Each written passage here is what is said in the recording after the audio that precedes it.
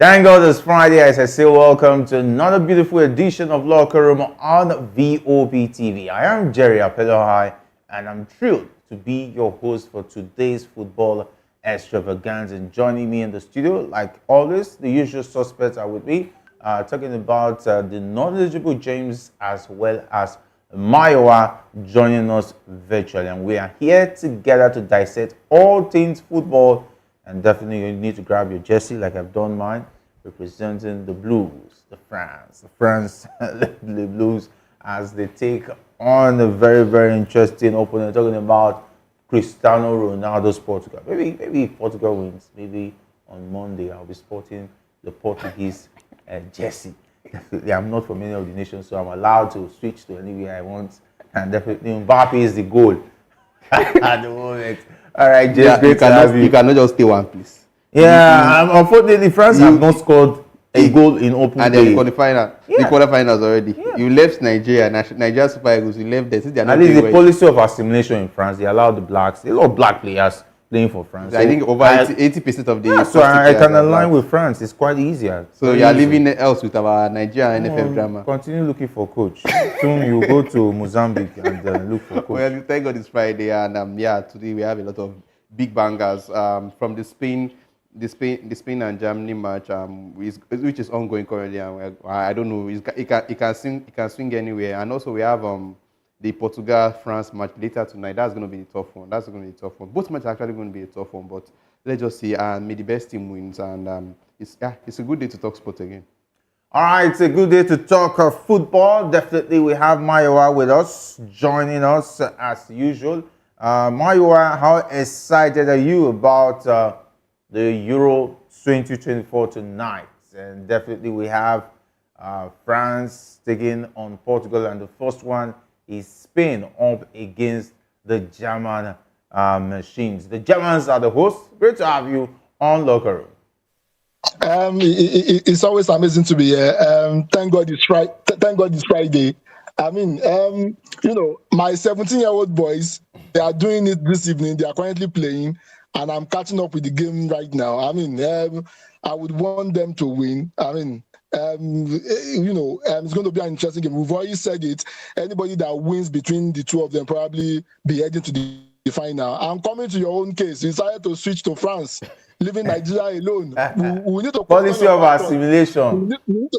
We need to question your passport. We need to question your Nigerian passport. Please find me a French passport. We happily allow them. I will grab it.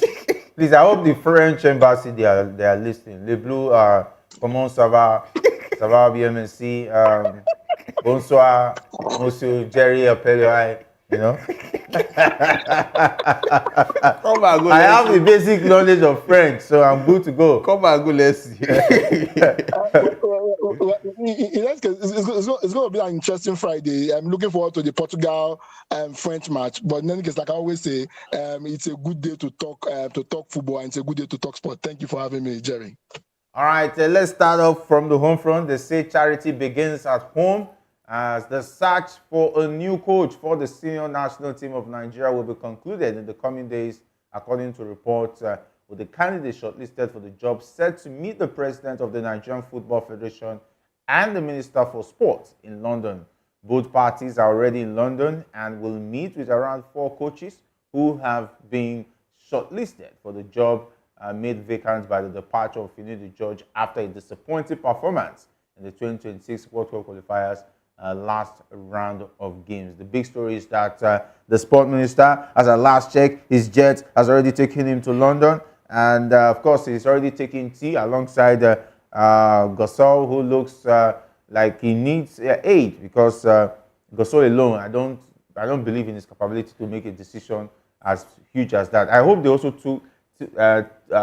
went along with somebody from the technical department, because only 2 of them combined, I think they might select even the worst. Not to question. Let's even hope they even come back with a coach by the end. I hope it's not only 2 of them that is making this decision. I don't even know if it's 2 of them. I don't know if it's 2 of them, but at least I think after this meeting we should at least have a candidate for the job.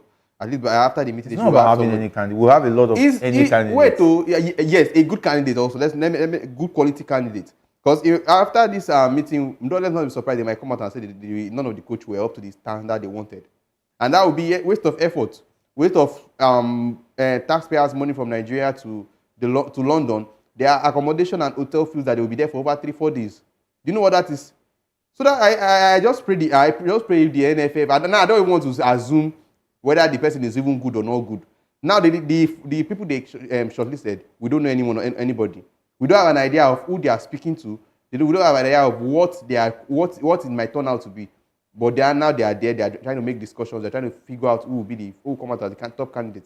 I just hope they come out with somebody at the end of the day. Because going to London, spending 3 to 4 days in London, and coming back empty-handed or coming back without a coach, that would be rather sad and embarrassing for us currently. My the two wise men have taken themselves to London. It seems like London is now the new headquarters of Nigeria, where they go and look for shortlisted coaches, maybe to not to have all the distraction. They've decided to enjoy themselves with a trip to Europe in London to discuss with the foreign coaches they will be looking at for the Super Eagles. Pricing, I mean, away from football, even our politicians, they turn London to Nigerian headquarters. A whole lot of them before the election, they went there and were making statements at Chatham as if it's the UK guys that will vote. However, we have seen it before. Somebody went to France just to go and see Osimhen, and he spent Nigerian money. Somebody that is supposed to just sit down in Abuja and do video call. The thing is this: I would not be surprised if they come up with their usual, crap that they come up with. Remember, anytime they are doing they are doing a secret court meeting like this, they always come up with surprising candidates. A whole lot of the coaches they've hired for us in the past, they are grade Z coach. I will not be surprised. I mean, a board that is serious would have thrown out the names of the shortlist. I remember when England wanted to appoint Gareth Southgate, there were a lot of potential candidates that they were looking at, and everybody knew who they were looking at before they finally settled for Southgate. But in the case of Nigeria, they would rather go and meet them in London. I mean, I don't understand why those people cannot come to Nigeria. They are the one looking for a job. They are the one that want. They are the one that wants to take us. Take over our Super Eagles. Our NFF and the sports minister. They are going to London to go and see a coach. I hope, like James rightly said, I hope they have somebody in the technical department of the NFF that will go with them, so we can know exactly who they are talking to. Because I mean, if we leave it up to the two of them, they will go and hire a tailor and call it a grade A coach for us. To be honest with you, it's just unfortunate that at this point in time, we have this kind of situation. Even in Senna Klein, when they want to appoint head coach for a national team, is those in charge of the technical team of the FA. Those are people that will interview the coach, because these are ex-professionals. These are core professionals that know the in and out of the game, that can ask the right questions for them to be able to get the right coach. But in our own case, we are an NFL president who does not know anything about football. The sports minister, who is a politician, those are people that want to go and appoint a coach for us. I just hope they will do the right thing, to be honest with you. I just really hope they will do the right thing.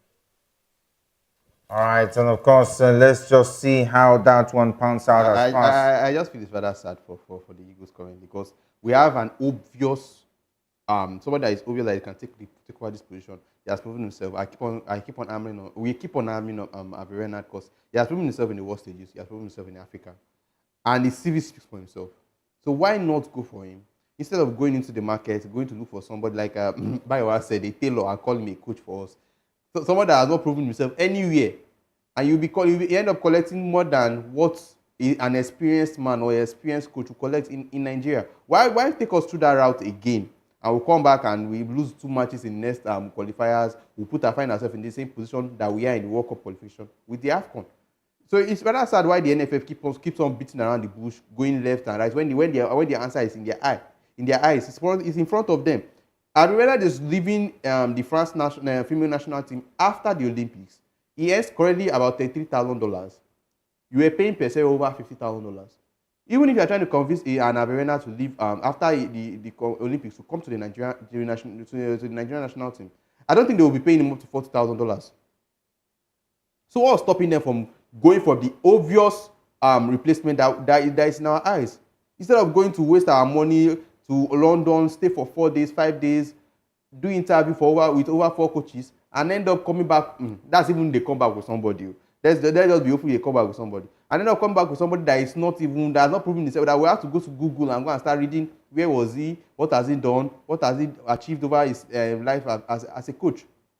So why use us to do test run again over again? We are starting from beginning. We are starting from square zero. Well, let's just see let's just see if the results can if the meeting can yield the result. That's the little we can say right now.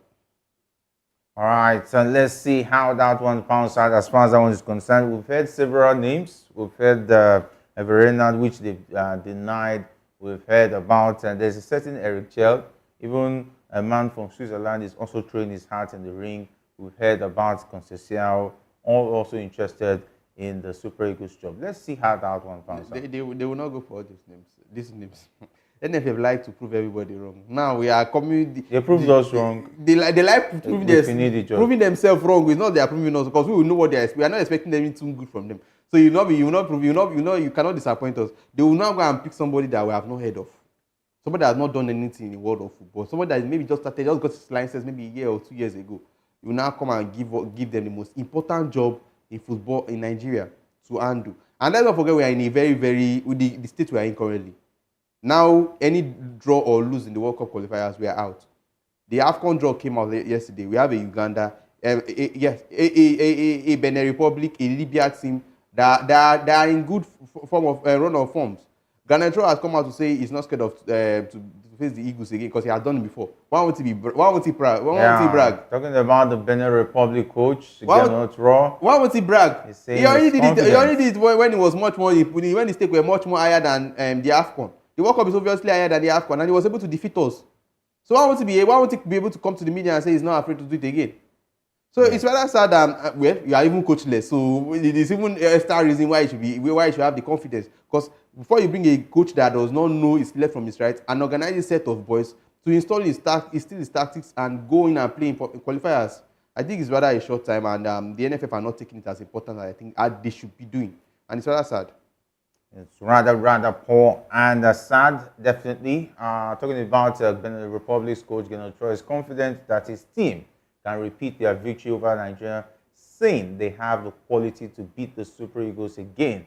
And this comes after his team secured a 2-1 win against them in the 2026 FIFA World Cup qualifier at the Félix Houphouët-Boigny Stadium in Abidjan last month. It was the first time Benin Republic would beat Nigeria in a competitive game, and the two countries were drawn in the same group for the 2025 Africa Cup of Nations qualifiers, and that was on Thursday yesterday. And since then, the man has been waxing lyrical.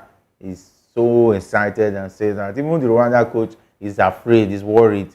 But the Benin Republic coach, Eto'o, who understands this very well, he say, "Bring it on. We've done it before. We can do it again." That was here. He knows the drama. He knows all the drama that plays as the NFF. He has eaten and dined with the NFF. He knows what is going on. He knows that these people are not serious. People like Garnacho now will know the kind of person that they will employ as the next Eagles coach because he has been with them. He knows what they are. He knows their way of reasoning. He knows their thinking. He will don't be surprised. I will not be surprised if they are able to defeat us again in the AFCON qualifiers. And let's me by then the NFF will be more serious about football matters in Nigeria. All right, definitely. Let's see how that one pans out. Mayowa, taking a look at Eto'o is excited. Why the Rwanda coach is worried about playing the Super Eagles? He says, "Why the Super Eagles again?" Eto'o is saying that bring it on. We've done it before. Well, we can still do it again.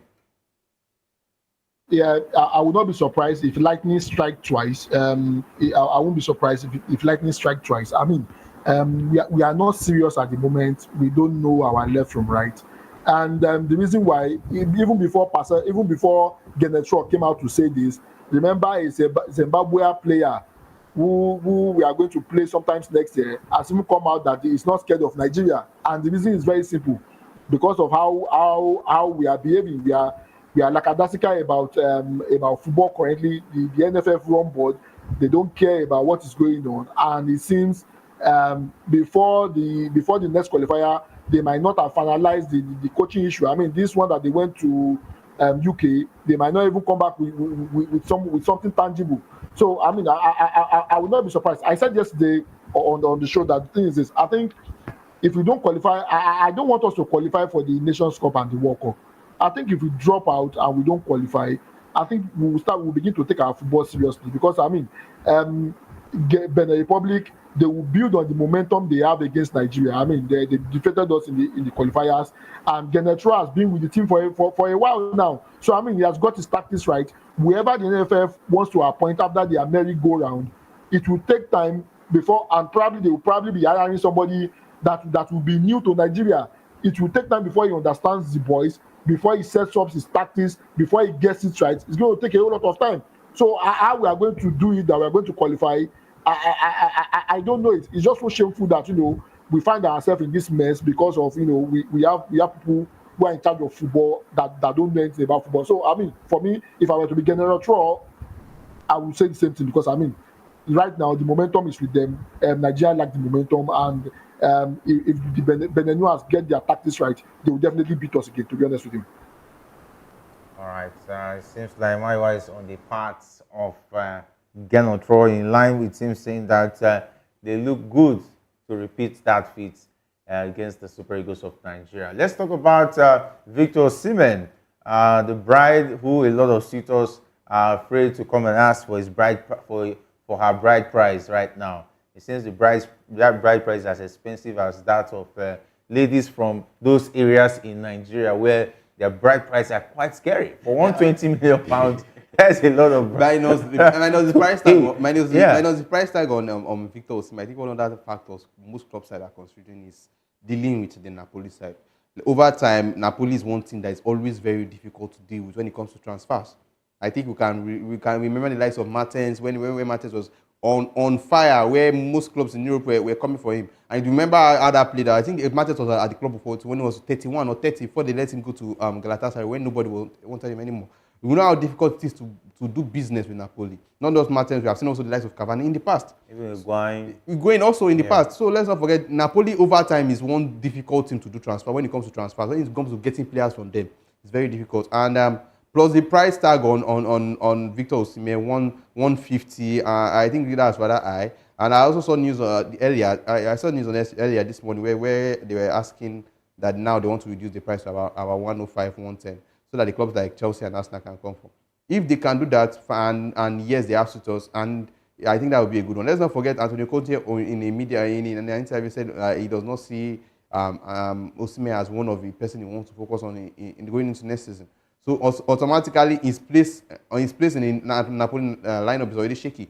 So I think now the best thing for the club is to just cash in on him and let him go. Because keeping him on the bench, we know Conte over time. If Conte does not want you, he does not care what your market value is. You will sit down on the bench for the whole season until you leave the club.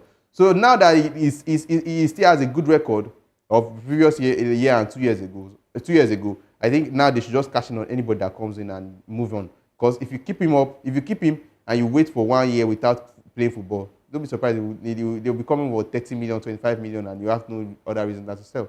All right, we know Antonio Conte is a crazy man, and he can make crazy decisions, but it will be difficult to bench a quality striker like Victor Osimhen. You sure?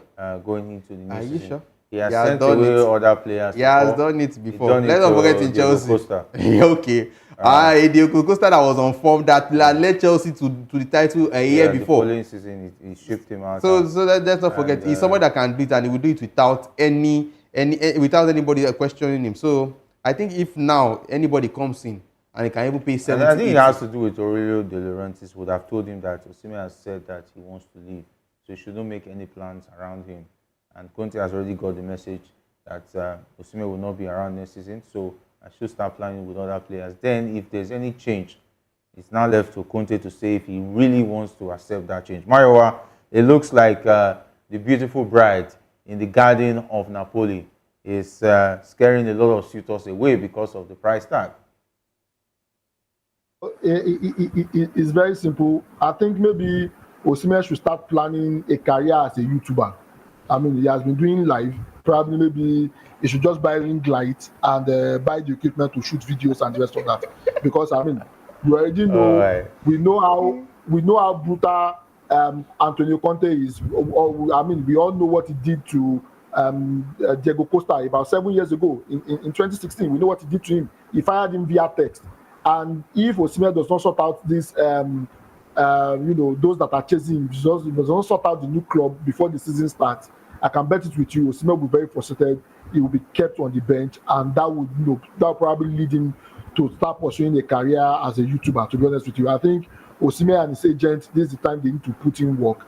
Antonio Conte is not someone to joke with. He has already said it that he doesn't want Osimhen is not in his plan.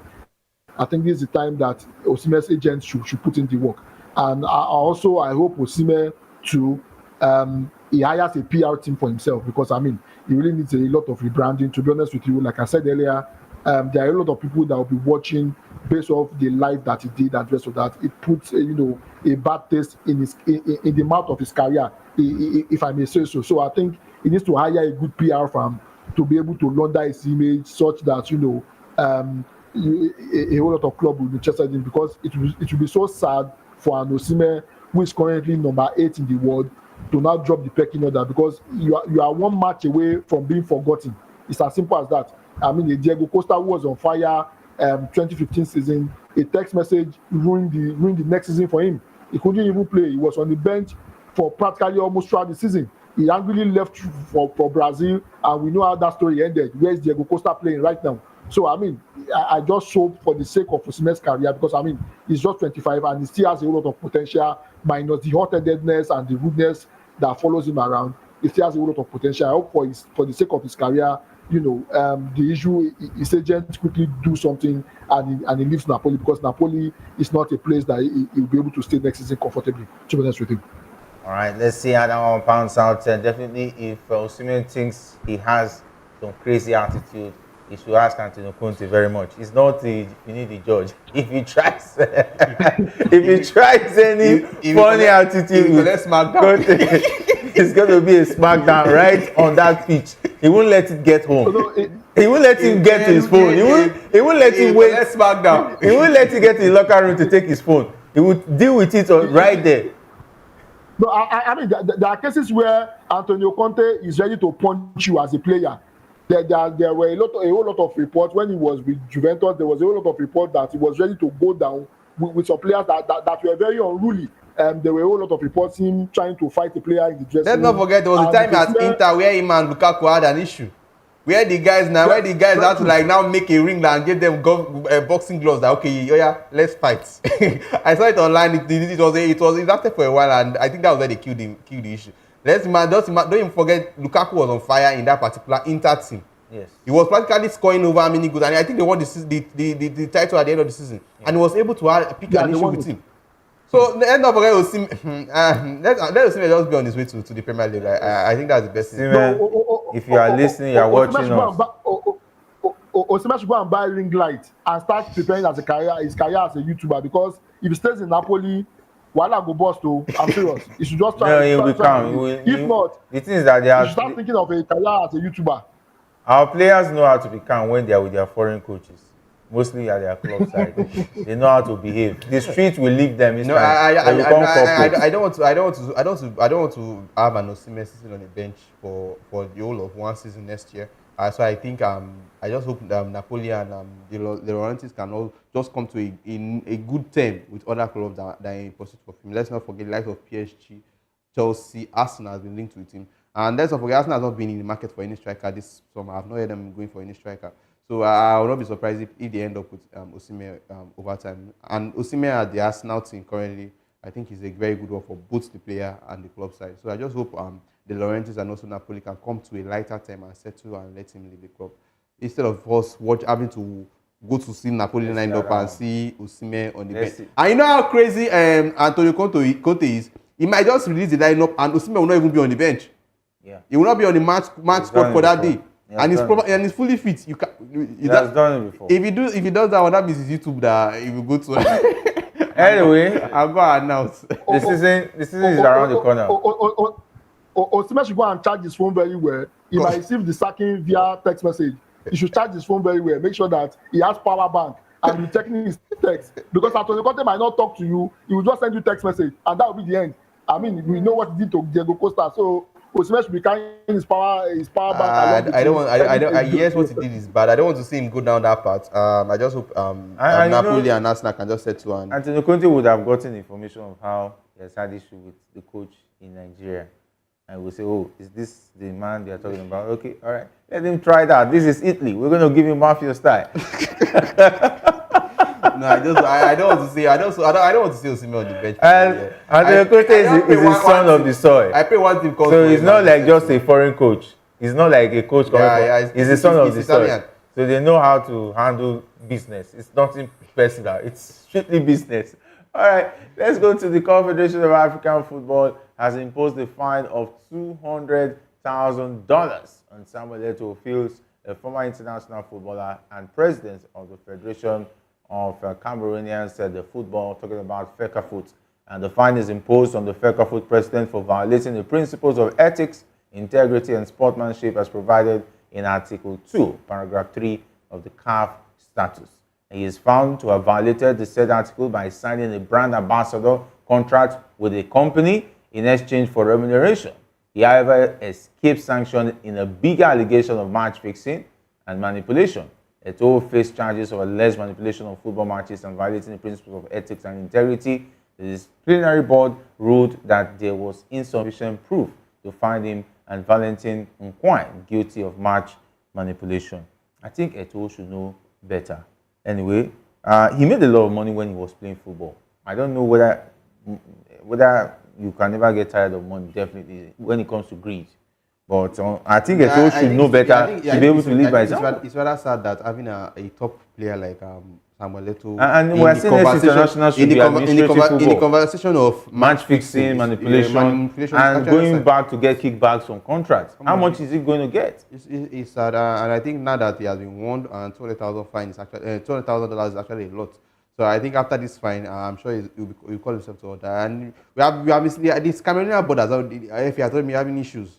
For what time? He has been having issues with the sport minister in Cameroon. Yeah, let's not forget he also had issues with Andrew Onana, where we didn't want to call Andrew Onana. And also there was a video that came online, was it some months back, where he was fighting or having a dispute with was it the coach at the time? Yes. So I think the Cameroonian NFF needs to call themselves in order and try to settle themselves. If we are not careful, NFF too are heading down this path. No, Gassa will not dare because there are a lot of big guys who are interested in the NFF. Are there not big guys in Cameroon that are interested? No, I think it seems that Eto'o has some kind of pool where he's like the biggest fish among them all. So he's making a lot of. I just hope the NFF don't get to this level, and I hope the Cameroonian NFF now call themselves to order and also try to learn and do better. Because $200,000 fine, it's actually a lot. Yeah, Mayowa, Eto'o is very rich. $200,000 definitely is nothing to him. But when it comes to allegations like this, it should not be against someone like Samuel Eto'o. He should not be found wanting when it comes to things like this. He should know better. If he knows he cannot handle administration of football without soiling his hands in issues like this, I think he should stay clear and maybe go into coaching or go and enjoy his money. He has made a lot of money playing football. It's very simple. One of the reasons why Eto'o is getting this fine is because of conflict of interest. And I'll give a typical example. You know, there are a whole lot of betting companies that sponsor clubs in the EPL.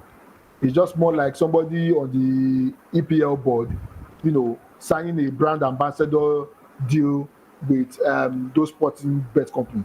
Definitely, you know, there will be some impartiality coming from that person because I mean, he signed to one of the sponsors of a particular club, who is also a sponsor in the league, and that's what Samuel Eto'o has done. The rules are very clear. You cannot be the judge and the jury of yourself. When the league is involved, you're not supposed to be signing. You're not supposed to be seen as somebody who will be partial, who will be favoring a particular brand because you are also signed to them. Eto'o should know better. He has played, you know, he played majority. He went to Europe when he was 18, and he didn't leave Europe until he was 38. So I mean, he spent over 20 years in Europe. He should know how these things are done, and that's one of the reasons why he gained traction when he came out as the, you know, FA president. Yes, we might say yes, he sorted that, but some of the move he made, I think I support some of the move because the sport ministry in Cameroon, they wanted to get involved in a whole lot of things that Fecafoot is supposed to be doing, and that was where Eto'o came out, and there was a whole lot of back and forth. Yes, he has his issues with the team, but the reason why he's at loggerheads with the with the sport ministry in Cameroon is because they want to start interfering, and he doesn't want that, and that was the reason why there was even a particular time when FIFA was threatening to ban them because the ministry decided that they wanted to hire a coach without the knowledge of Samuel Eto'o, which is not supposed to be because he's the Fecafoot president. However, Samuel Eto'o knows better. I think Fecafoot should not foot the fine. I think Samuel Eto'o should pay the fine personally because he's bringing the whole game into disrepute. And if he doesn't desist, I think it's high time they ban him from football. I don't think it would be nice for him to drag the Cameroonian football into his own mess, to be honest with him. All right, let's see how that one pounds out. And let's talk about the Euro 2024. It is the host versus arguably one of the best performers of Euro 2024 so far, as Germany take on Spain in a huge quarterfinal match at Arena Stuttgart. And today, and as we speak, that game is already hotting up, and a wave of belief has swept across the whole nation with low expectations before the tournament, now growing higher with every German win. Spain, meanwhile, have been strong from the outset and look the most complete package of those in the last 8. In many ways, this is a game that would have been a fitting final. But one of the two heavyweights, we see their journey come to an end. Germany captain, talking about Ilkay Gundogan, summed it up on Thursday, saying it speaks for both teams when you say we are the best teams in the tournament. And that is why the excitement is so high. Germany versus Spain. That this match is coming up now in the quarterfinal. I think it's coming too early. Maybe in the semi-finals or in the finals will have been much better, because these are, if you watch most of the matches in the Euros, these are the two best performers all through.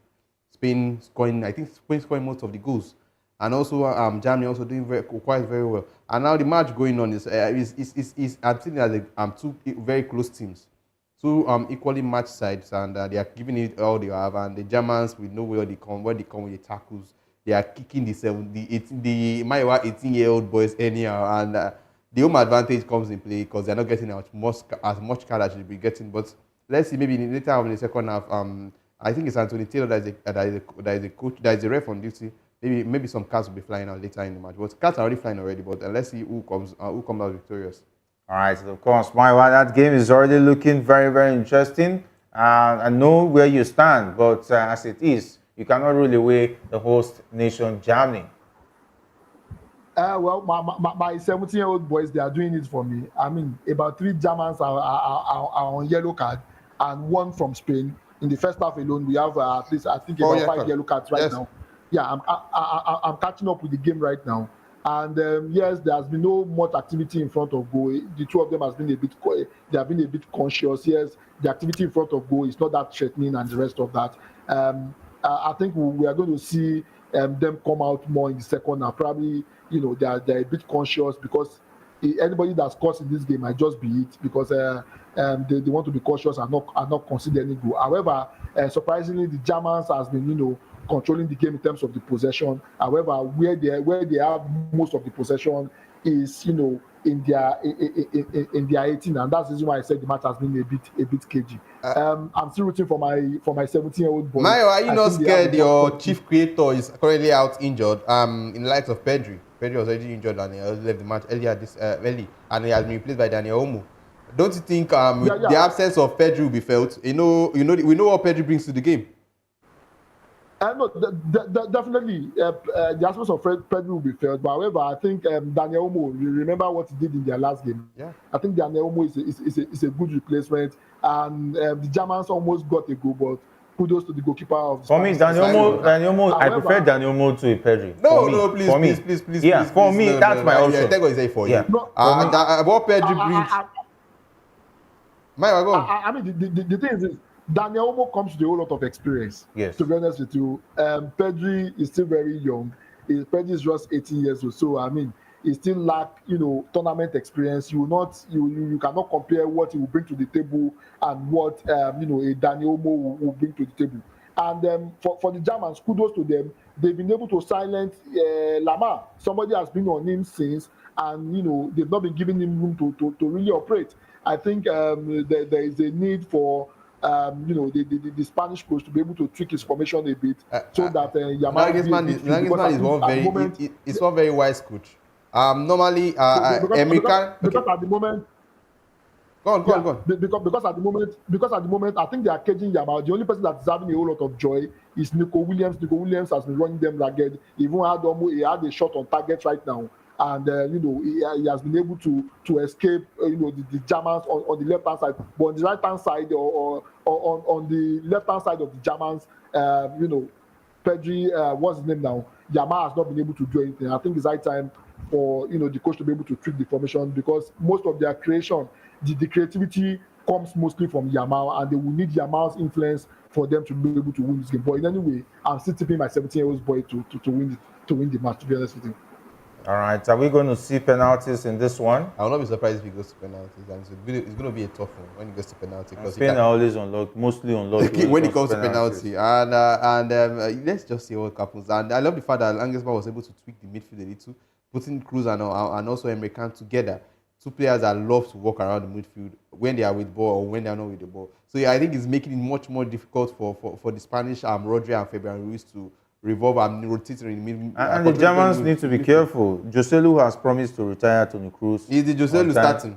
Yeah, he's not a regular starter in any of his teams because of his age. Yes. But he can come from the bench and punish you. As well as Morata, who can also come from the bench.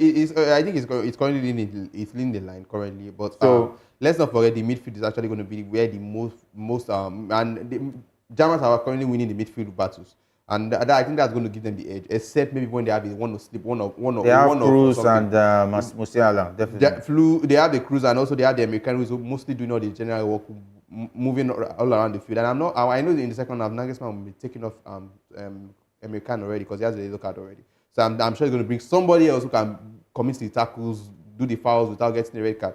So I think it's going to be a close one. I'll not be surprised if it goes into penalties, and we know who's going to be keeping for the Germans. We have a Manuel Neuer that will be imposed, and also the Spanish side also have Unai Simon.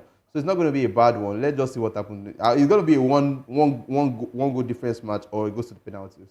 All right, and of course, seeing Musiala playing from the right, I think that's interesting. That guy is something else. A utility player. Penalty. We are going to win. If he goes to penalty, he have confidence in Unai Simon. If he goes to penalty, then it will be obvious you're 17-year-old. That's why it will catch your 17-year-old boys, because the pressure will be on.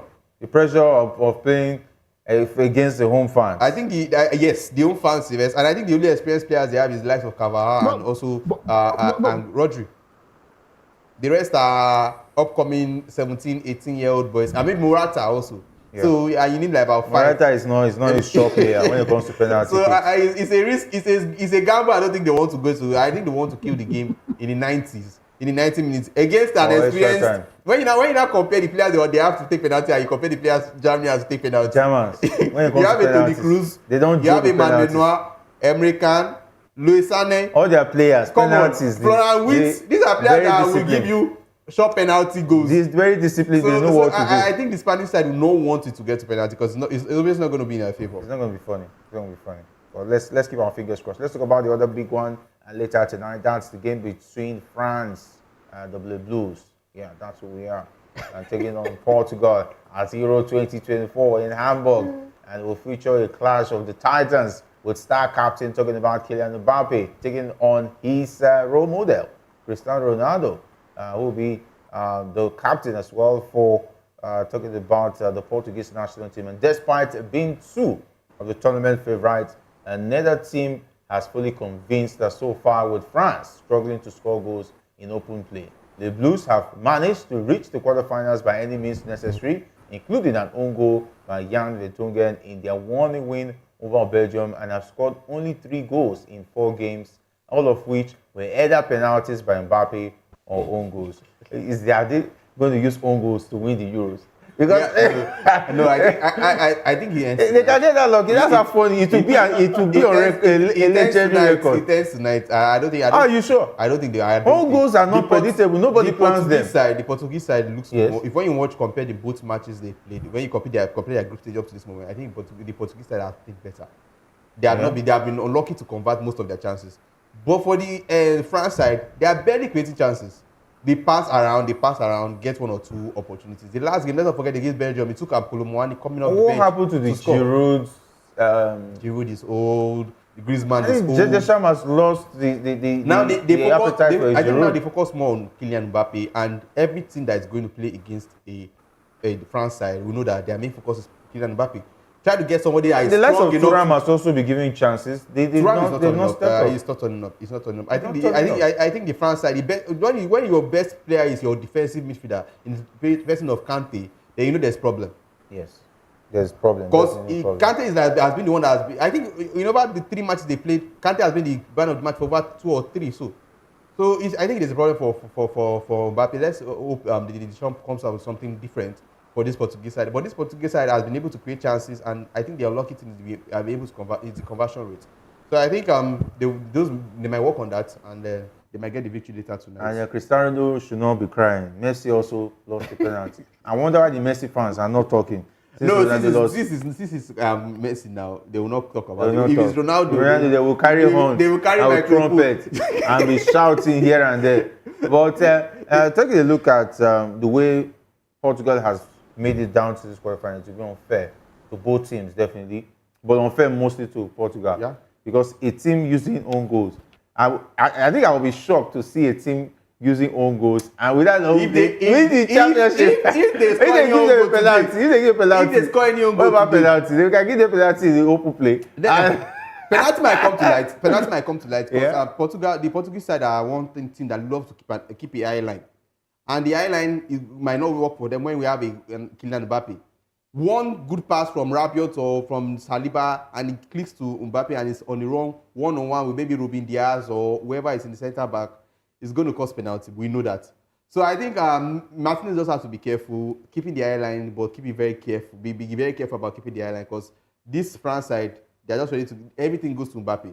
So let's just see. If France scores penalty or own goal today, they should pursue them. Even if they win the match, they should pursue them out. All right, Mayo, it looks like own goals and penalties might be what France might be relying on. And who says that it's the record? The record, talking about the rules does not stop them from winning the championship with own goal. Yes, Mayo, are you with us?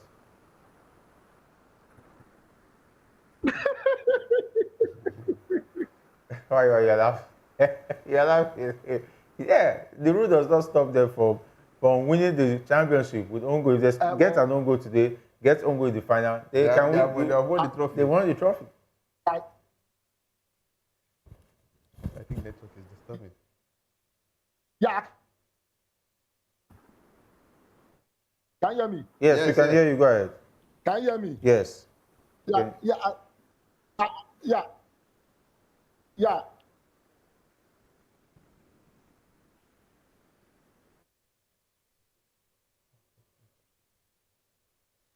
All right, we apologize for the technical glitch there. I definitely hope to get Maiwa to give us his own stance as far as France maybe looking like the team that will win this World Cup. If they win, we don't go and do that. Please, I cannot go through that trouble. When they have good performing teams like the Spanish side and the German side. If Spain crashes out, is it their fault? Eh? If Spain crashes out, is it their fault? Even if Spain does not win it, I think Germany did better. Instead of France, let them give it to Switzerland. Because Switzerland is one team that didn't tip to play this well in the competition, and they have done very, very well. Right. And let's not be surprised on Sunday. Is it on Sunday they play England? Let's not be surprised they defeat on Saturday. Let's not be surprised they defeat the English side. Because that side that Southgate is still doing trial and error. Now he wants to go back to back three. France and England, one of them will get to the final. God of mercy. Just mark my words. France or England, one of them will get to the final. Yes, for the English side, if they get better, because now according to reports, Southgate is trying to get a new formation for the next round of matches. going to a back three and a 5 midfield and 2 attackers. If he does that, fine, and they play very well, good. I support them getting to the finals. But the France side, they have tried everything, practically everything they want to try. I think the decision plans going to this Euro was all bought to Mbappe. Mbappe now is not delivering, is not giving what he wants to give. So I'll not be surprised. I'll be surprised if France makes it into the final. But instead, I prefer the Switzerland side. They played very well all through the group stages. They played well in the knockout stage. And if they replicate same performance against this English side that we saw coming into this competition, coming into this particular match, I'll not be surprised they lose again. All right, and of course, talking about the game between England and talking about Switzerland, it's going to be another one to look forward to. Gareth Southgate will take charge of England for the 100th time. For the 100th time, I beg your pardon, in Saturday's Euro 2024 quarterfinals. And of course, there will also be Holland taking on Turkey, who have had a fairy tale run as well in this championship. Maybe these two fairy tale teams, maybe we would love to see one. Maybe Turkey, or because the interest of Holland. Holland have done so well. Turkey will try, but I think Netherlands, where players you have on the bench and the experience of the coach comes into play. Yes, when you pick them side by side, Netherlands has the much better team. Let's just hope I think the Netherlands will come. They'll be going to the semi-finals after that match. I don't think Turkey is stopping them. Yes, right. Turkey had a good run, but I think this is the end of the. But beware of Demiral and Gula. Demiral is suspended. I think that will drop the suspension. So but Gula is available. Gula is available, but I think the pressure will be too much for him. And you are playing against an experienced team as Netherlands. The defense, Gakpo on fire. Memphis Depay, the Liverpool connection. Xavi Simons. Doing very, very well behind the striker. So I think Netherlands will be in the final. All right, in the final. Oh, sorry. Netherlands will take the day. All right, time really fast, but Mariwa, it's definitely random. Unfortunately, the network has not really enabled you to join us to the end of the show. But we'll have to wrap it up. Big thanks to all those who made the show great, as well as Mariwa and James. It's been awesome. Yeah, it's nice being here. Let's wait till Monday and see what happens on Monday. All right, big thanks to the guys behind the scenes talking about Manfred, Jerry, Sam, and Eto'o. My name is Jerry Apelhai. Thanks for being a part of Locker Room. On to meet on Monday. Stay safe, and if not, to at all, do it the sport way.